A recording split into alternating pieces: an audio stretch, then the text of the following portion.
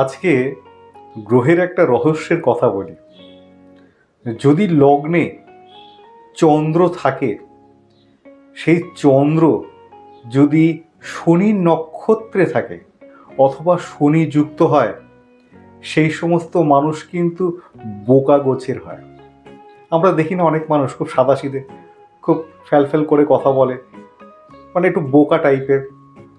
এই কানেকশন, এই গ্রহের কানেকশনের ফলে কিন্তু এটা হয়। আবার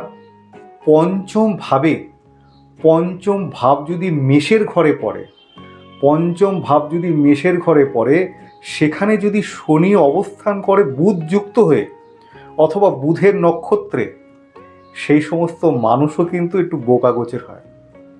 এরা কিন্তু খুব সহজ সরল হয়, এদেরকে সহজেই আপনি আপনার নিয়ন্ত্রণে আপনি আনতে পারবেন, বোকা গোছের হয়।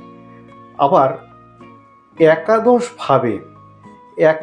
ভাবে যদি চন্দ্র, রাহু এবং বুধ একত্রে থাকে, সেই মানুষও কিন্তু একটু বোকা গোছের হয়। তো এই যে কানেকশন, আমরা তো গ্রহের ফেরেই ফিরি আর গ্রহের দ্বারাই প্রভাবিত হই। এই কানেকশন থাকলে সেই সমস্ত মানুষ কিন্তু তাদের জীবন ধারণ, কথাবার্তা খুব সহজ সরল হয়। সেই সরলতার সুযোগ কিন্তু আর 5টা মানুষ নেয়।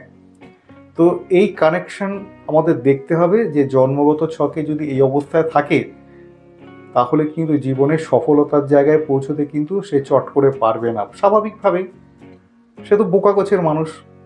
তো এইখানে কিন্তু আমাদের গ্রহ প্রতিকারের খুব প্রয়োজনীয়তা রয়েছে।